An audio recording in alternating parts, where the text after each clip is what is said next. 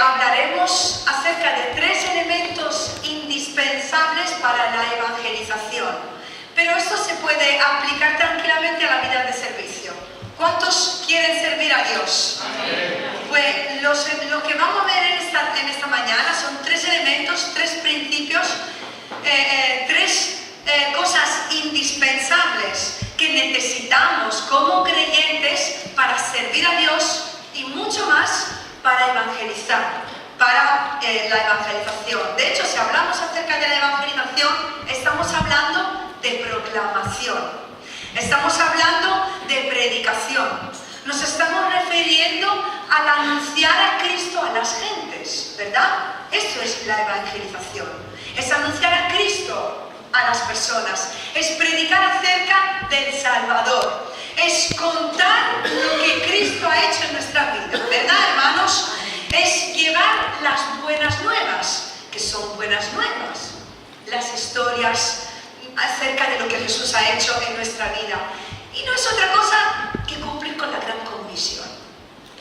La gran comisión que Jesús encomendó a los discípulos y hoy sigue encomendando a nosotros. Así que vamos a abrir nuestras Biblias en el Evangelio de Marcos, en el capítulo 16.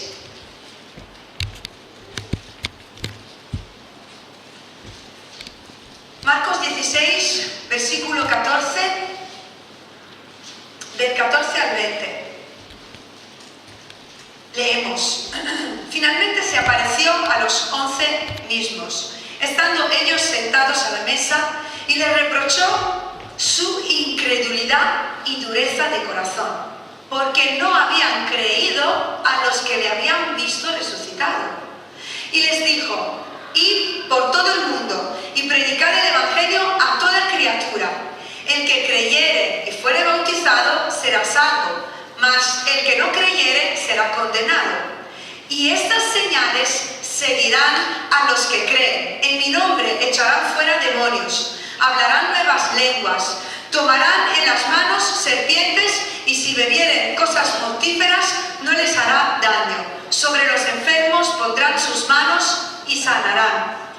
Versículo 19. Y el Señor, después que les habló, fue recibido arriba en el cielo y se sentó a la diestra de Dios. Y ellos, saliendo, predicaron en todas partes, ayudándoles el Señor y confirmando la palabra con las señales que la seguían. Amén. En 1 Corintios, capítulo 15, versículo 6. Después apareció, porque nombra algunas personas a las cuales había aparecido, y faltan algunas. Después apareció a más de 500 hermanos a la vez, de los cuales muchos viven aún y otros ya duermen. Después apareció a Jacobo, después a todos los apóstoles, y a lo último de todos, como un adoptivo, me apareció a mí, porque yo soy el más pequeño de los apóstoles, que no soy digno de ser llamado apóstol, porque perseguí a la iglesia de Dios. Y en Hechos capítulo 1, versículo 4,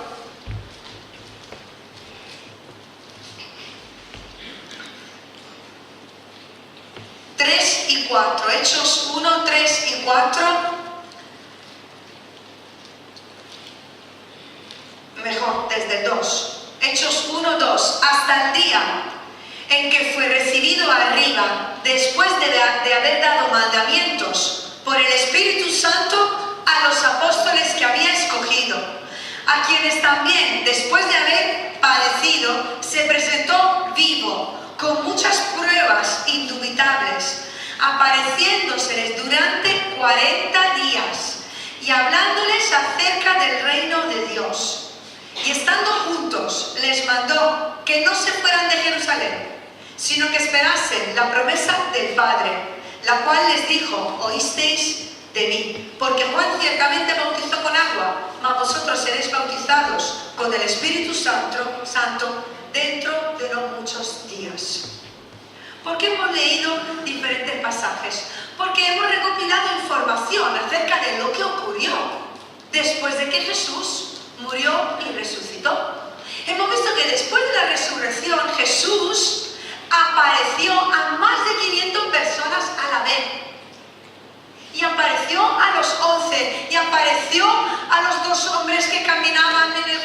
Emaús y apareció a las mujeres y apareció a muchísimas personas. Y dice, hemos leído que durante 40 días Jesús se quedó todavía, dice en Hechos, hablando acerca del reino de Dios. Y le dijo a los discípulos, les mandó a que no se fueran de Jerusalén, que esperasen ahí la promesa del Padre. Entonces surge una pregunta, yo no sé si nunca os la habéis preguntado, pero ¿por qué Jesús tuvo que aparecer a tantas personas? ¿Y por qué tuvo que seguir apareciendo y hablando por más de 40 días? ¿Por qué tuvo que seguir enseñando por más de 40 días a los discípulos? ¿No fue suficiente con todo lo que predicó en esta tierra? ¿No fue suficiente con el ejemplo que dejó a seguir a sus discípulos?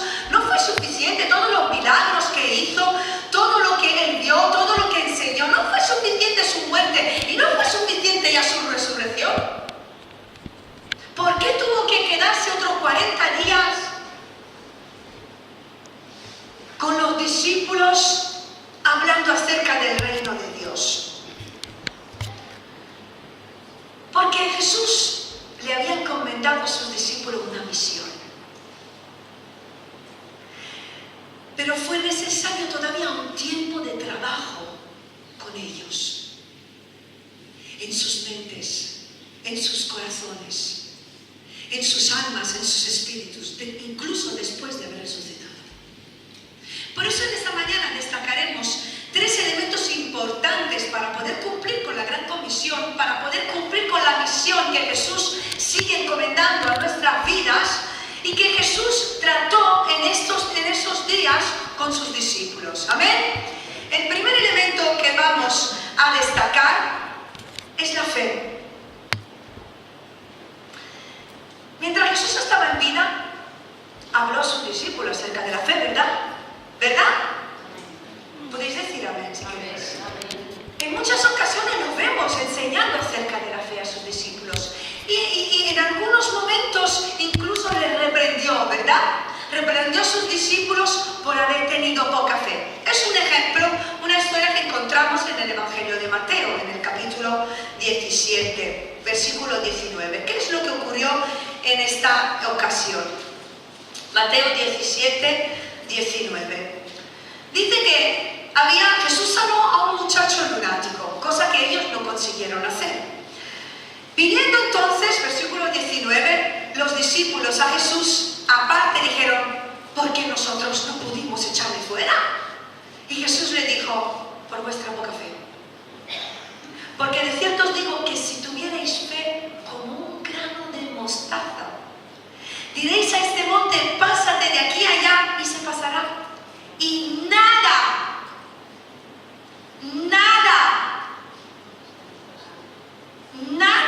os será imposible. Pero este género no sale sino con oración y ayuno. Por vuestra poca fe no pudisteis hacerlo. Si tuvierais fe como un grano de mostaza, nada os sería imposible. Y sabemos que el grano de mostaza es el más pequeño que hay. Pero ni siquiera eso tenemos.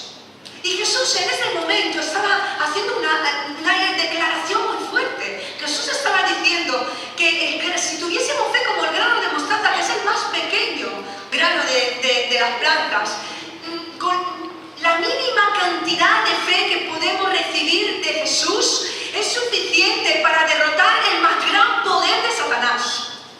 ¿Ves el contraste? Pero ni siquiera una mínima cantidad de fe tenemos. Y a ellos que estaban ahí cerca de Jesús les dijo, si tuvierais una cantidad tan pequeña de fe, habréis podido destruir el poder del enemigo y nada os sería imposible. Pero hermanos, yo creo que eso no le pasaba solo a ellos.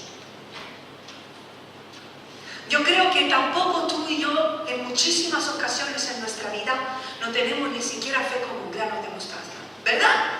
Seamos sinceros. Y por eso no somos capaces muchas veces de luchar en nuestra vida, de creer en la lucha en la cual pasamos. Porque ¿qué es la fe? Hebreos 11:1 nos dice que la fe es la certeza de lo que se espera, es la convicción de lo que no se ve.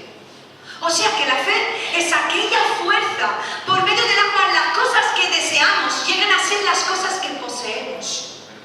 Amén. Y esto no es presunción, porque no podemos confundir la fe con la presunción. No, la fe no sería un error pretender creer que Dios nos tenga que dar todo lo que le pedimos y tenga que hacer todo lo que confesamos o declaramos porque lo estamos creyendo nosotros en nuestra mente. Se está hablando de una fe que viene de Dios y de una oración que hacemos movidos por el Espíritu Santo, porque es Dios que nos pone fe en nuestro corazón, y en ese momento la fe en acción produce el milagro, produce la obra de Dios. Incluso añado que cuando la fe viene realmente del Espíritu Santo es una fe pura que nunca va en contra de la voluntad de Dios. Entonces, en ese momento, realmente lo que esos discípulos tenían que entender que no tenían fe. Y Jesús les dijo, si tuvieseis fe como un grano de mostaza tan pequeñito, la mínima fe podría destruir el máximo poder del enemigo. La fe, hermanos, es más que creer. La fe es más que confianza. La fe es más que esperanza. La fe es algo espiritual, hermanos. La fe es algo que viene de Dios. Es algo divino. La fe no es una lucha, no es un intento a creer. La fe no es luchar con nuestra mente para llegar a creer en algo. No, porque incluso cuando hay fe no hay lucha. Está claro que habrá un tiempo, habrá lugar para la intercesión en la cual estamos luchando en medio de una dificultad creyendo que Dios va a obrar. Pero cuando hay fe, hay paz en medio de una tormenta. Cuando hay fe, hay calma en medio de una tempestad. No hay lucha porque hay confianza y seguridad. Fe de que lo que estamos creyendo va a ocurrir. Fe de que Dios está ahí y nos da paz. Porque la fe que viene de Dios trae paz, trae seguridad, trae certeza y hace que aquello que estamos esperando y anhelando sea algo que ya poseemos. En fe. Amén. La fe, hermanos, esa fe que viene de Dios y no un luchar, un intentar creer y convencernos a nosotros mismos que esto va a ocurrir. Quizás va a ocurrir, pero no hemos tenido fe. Fue un ejercicio mental, pero no fue una fe que vino del cielo. La fe se recibe en oración, ¿verdad? La fe se recibe y dice la palabra que nace y crece por el oír la palabra de Dios. Dice en Romanos 10:17, el Espíritu Santo produce fe en nuestro corazón. El Espíritu Santo, el Espíritu de la palabra, produce fe. La palabra misma produce y hace crecer nuestra fe, porque es Dios mismo hablando al corazón del hombre. Y produce fe en el corazón del que la lee y del que le escucha. La fe, incluso, si lo vemos dentro de este contexto en el que Jesús estaba reprendiendo a sus discípulos, podemos creer que crece y madura por medio del ayuno y de la oración. Amén. Crece y madura por medio del ayuno y de la oración, porque nos acerca a Dios. Y la presencia de Dios en nuestra vida pone certeza en nuestro interior a la hora de orar, a la hora de clamar, a la hora de creer en lo que le estamos pidiendo y a la hora de cumplir, movido por el Espíritu Santo, a lo que Dios nos está pidiendo que hagamos. ¿Por qué? Porque la fe crece, hermanos, poniendo en práctica lo que escuchamos del Maestro. Amén. La fe crece orando. La fe crece caminando. ¿Por qué dice Santiago que la fe sin obras es muerta? Porque la fe no la tenemos solo imaginando que algo va a ocurrir. La fe no crece solo pensando y volviendo a pensar en algo. La fe crece cuando damos pasos, incluso sin ver, incluso sin tener, incluso con miedos. La fe crece cuando nos levantamos de nuestra comodidad, de nuestra casa, de nuestros asientos, de nuestros miedos, de nuestras inseguridades y damos pasos de fe hacia el vacío, hacia el desafío, hacia la meta, hacia el mundo y crecemos caminando, porque cuanto más caminamos vemos a Dios obrando en nuestra vida y la llama se alimenta en nosotros. La fe crece obrando en la voluntad de Dios. Y los discípulos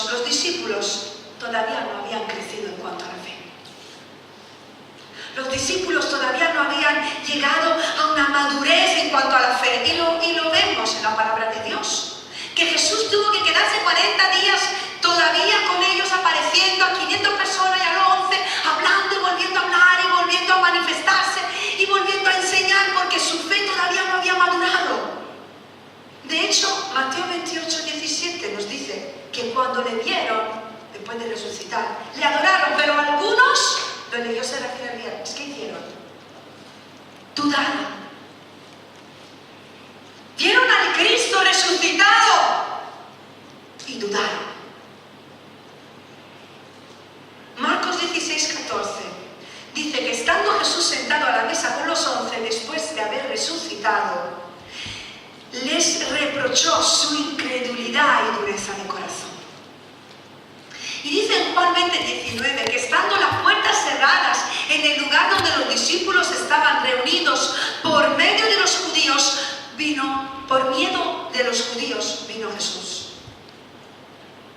Los discípulos no tenían fe suficiente como para creer en lo que Jesús acababa de hacer, que había resucitado. No creyeron que iba a resucitar, no creyeron que había ya resucitado. Y Jesús entendió que necesitaba todavía estar con ellos para que su fe creciera. Necesitaban volver a escuchar las palabras de Jesús. Necesitaban todavía volver a pasar un tiempo con Él para que su fe creciera. ¿Por qué? Porque necesitaban la fe para cumplir con la misión.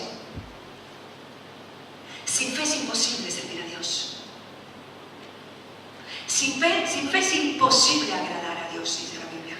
Sin fe es imposible que nos acerquemos a Él. Sin fe es imposible que prediquemos y que evangelicemos.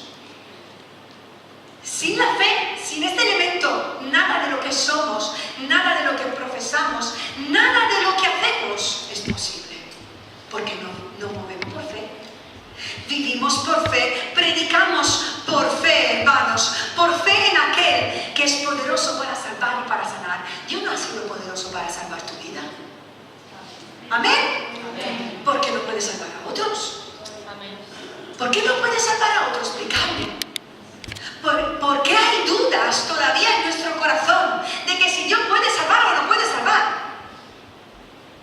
Si Dios es poderoso para salvar, parte de la gran comisión afirma esto, que el que creyere, Marcos 16, 16, y fuere bautizado será salvo, mas el que no creyere será condenado.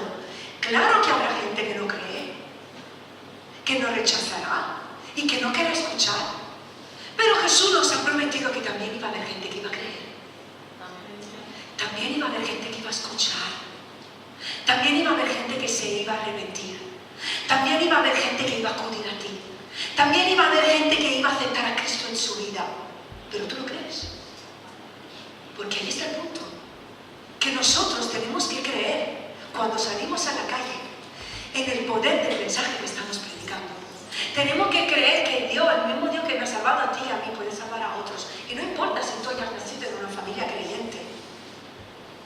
Porque puede entrar la duda y la mentira de que, claro, para mí ha sido fácil, pero que para otros no. Porque aquí hay muchas personas que se han convertido en la edad adulta. Y Dios no ha sido poderoso para salvarlos.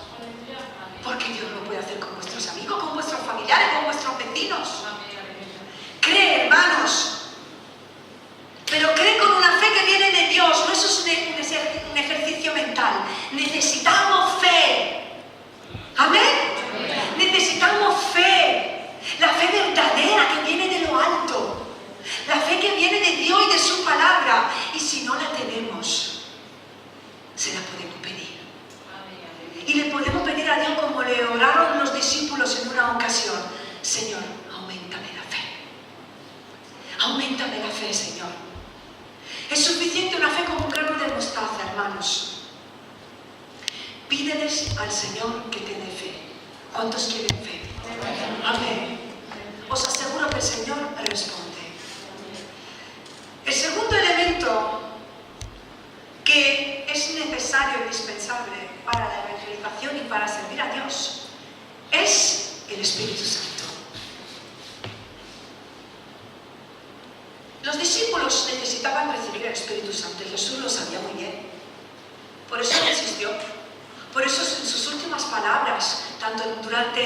durante esos 40 días, sus últimas palabras fueron acerca del Espíritu Santo. Quería que se quedara grabado en su mente. Quería que entendieran que ellos necesitaban al Espíritu Santo, porque donde los encontró después de haber resucitado, encerrados en una casa, muertos de miedo. Los discípulos estaban encerrados, muertos de miedo, tenían miedo a sufrir como había sufrido Jesús. Tenían miedo a morir como había muerto su maestro. Y Jesús le dijo: quedaos aquí en la ciudad de Jerusalén hasta que seáis investidos desde lo alto. ¿Por qué le dijo Jesús que se quedara? Seguramente su plan era para que empezara todo Jerusalén. Pero quizás también le dijo que se quedase porque estaban pensando huir. Tenían tanto miedo a ser perseguidos que le dijo: quedaos, porque no vais a ser capaces de cumplir la gran comisión sin el Espíritu Santo. Y vemos que ellos en realidad fueron esparcidos, pero no fueron esparcidos porque tenían celo para evangelizar y cumplir con la gran comisión e ir en todas partes a predicar. Fueron esparcidos por causa de la persecución, pero en ellos no había realmente el deseo de poder predicar el evangelio. Sí lo tenían de huir, sí lo tenían de esconderse, porque tenían miedo. Y en realidad, si vemos la historia de la iglesia, de los Hechos de los Apóstoles, de la iglesia primitiva, cuando realmente la iglesia empezó a expandirse y empezó la visión misionera de la iglesia de ir más allá de su propia cultura y de su propia ciudad, solo empieza en Antioquía, donde habían ya creyentes, tanto judíos como griegos, gentiles. Había creyentes de todo tipo, con una mentalidad abierta, ya preparados y dispuestos a salir, a ir más allá de su propia cultura. Y Jesús sabía que los discípulos necesitaban el poder del Espíritu Santo, porque el Espíritu Santo le iba a abrir la mente. El Espíritu Santo iba a darle valor. El Espíritu Santo iba a darle cultura. Porque, hermanos, con la Biblia en la mano entendemos que la gran comisión no se puede cumplir sin el Espíritu Santo. El Espíritu Santo es la base del trabajo que el Señor hace, la base de las misiones, la base de la salvación del mundo, la base de la gran comisión. El Espíritu Santo es aquel que convence al pecador. El Espíritu Santo es aquel que envía, es aquel que impulsa, es aquel que pone fe en nosotros y autoridad para predicar y fe en el corazón de aquel que va a escuchar para que crea. El Espíritu Santo es el que nos da entendimiento, nos da discernimiento, nos da fuerza. Dice que toda potestad me es dada en el cielo y en la tierra, dijo Jesús. Por tanto, id y haced discípulos a todas las naciones. Mateo 28, 18. Bautizándolos en el nombre del Padre, del Hijo y del Espíritu Santo. Y yo estaré con vosotros todos los días. ¿Cómo iba a estar con nosotros si se sentó a la diestra del Padre? Jesús, teológicamente hablando, está sentado a la diestra del Padre. Pero ¿quién iba a estar con nosotros? El Espíritu Santo, que había sido enviado para ello, específicamente. Por eso Jesús dijo: es que os conviene que yo me vaya y que venga Él. Y recibiréis poder cuando Él venga en vuestra vida. Y lo recibiréis para ser mis testigos. Es la función del Espíritu Santo. Es su propósito, es su misión, es su deleite. Estar con nosotros, caminar a nuestro lado, abrir nuestros ojos, abrir nuestras bocas, mover nuestras manos, decirnos lo que tenemos que hacer, decirnos lo que tenemos que decir, mostrarnos la realidad de las personas y usarse de nuestra vida para alcanzar a otros. Este es el fin de ese poder que Él ha derramado sobre sus hijos. Y lo necesitamos, hermanos. No podemos servir a Dios sin el Espíritu Santo. Sería un sobreesfuerzo humano y habría muy poco fruto. Y Jesús lo sabía, que la clave del movidos por el poder del Espíritu Santo. Amén. El Espíritu Santo va a estar con nosotros.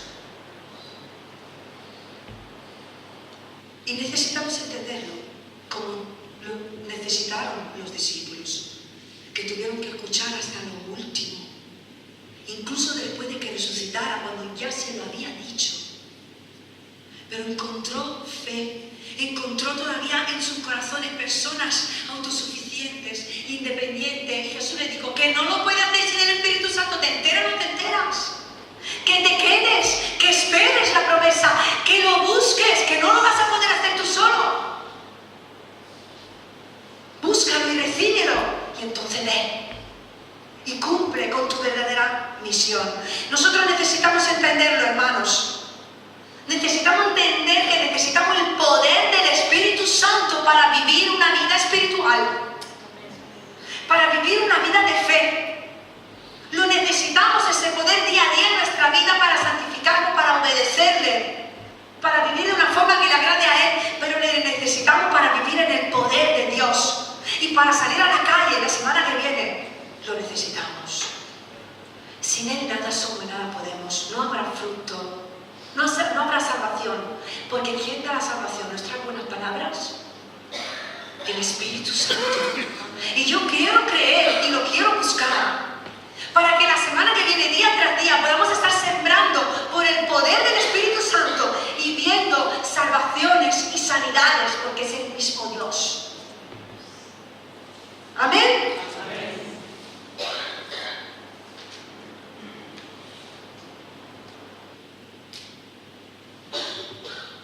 Y por último, el último elemento que los discípulos necesitaban madurar y que nosotros también necesitamos crecer en ello, es el amor.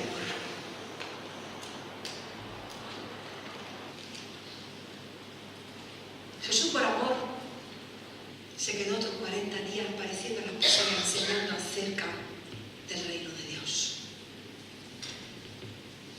Porque sus discípulos, aunque habían pasado años con Jesús, aunque habían visto cosas, aunque habían escuchado sus enseñanzas, todavía pensaban como ciudadanos de este mundo.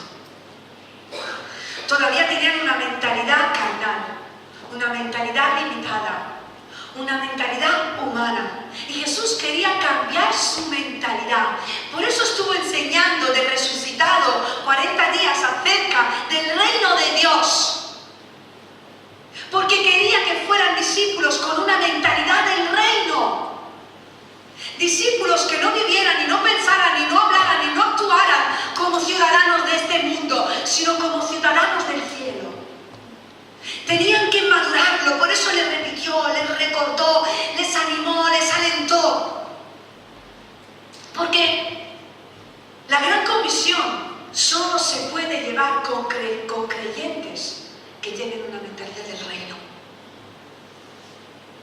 Los carnales, los tibios, no evangelizarán, porque su mente está en las cosas de aquí abajo. Su mente está en buscar crecer en sus posesiones, en sus bienes, en sus riquezas, en sus egos, en sus aficiones, en sus ambiciones, en sus relaciones. Los creyentes carnales, los creyentes tibios, los creyentes que tienen mentalidad de aquí abajo, buscan las cosas de aquí, viven de una forma egoísta, individualista, según la mentalidad de este mundo. Son autosuficientes, no necesitan de nadie, ni siquiera de Dios ni de la iglesia. Sin embargo, los verdaderos discípulos de Jesús miran más allá de sus propias necesidades y se dan para dar a otros. Los verdaderos discípulos de Cristo amarán a su prójimo más que a sí mismo. Renunciarán a su propia vida para ganar a otros. ¿No es esto lo que ha hecho Jesús? Mas buscar primeramente el reino de Dios y su justicia, dice Mateo 6:33. Y todas estas cosas os serán añadidas. Esta era la manera en la que tenían que vivir su vida sirviendo a Dios y predicando por las calles.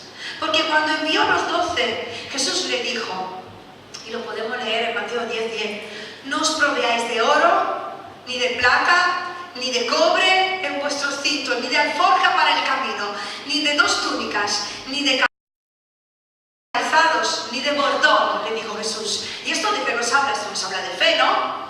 Mira, no llevéis nada, que no os preocupéis, que nada os va a faltar, el obrero es digno.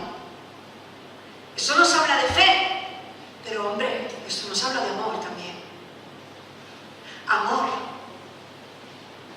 De amar tanto a Dios y a este mundo para estar dispuesto a dejarlo todo.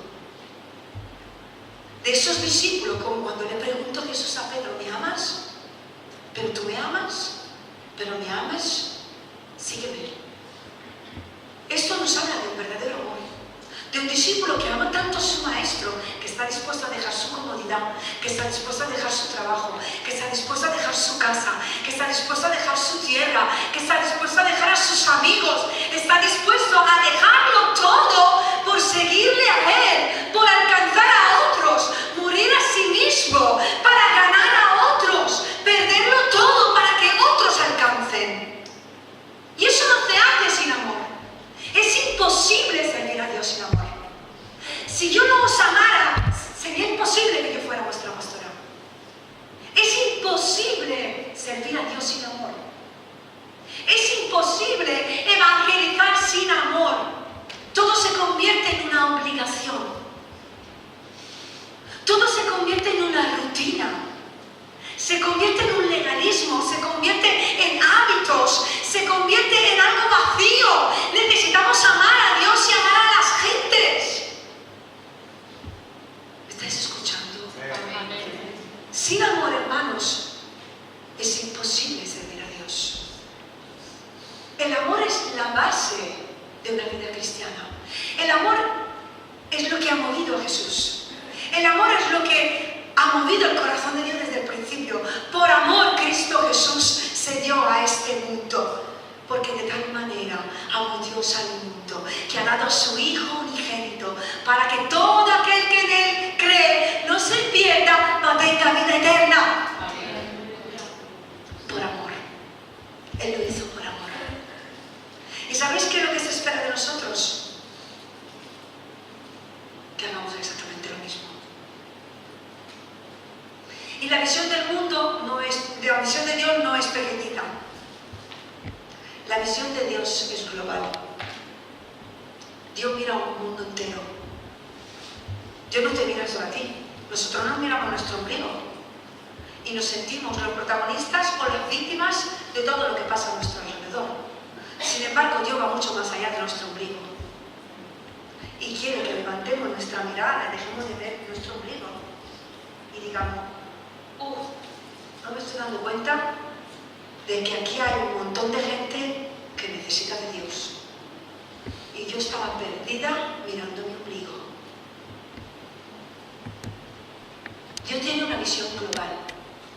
Y me atrevo a decir que muchas veces los creyentes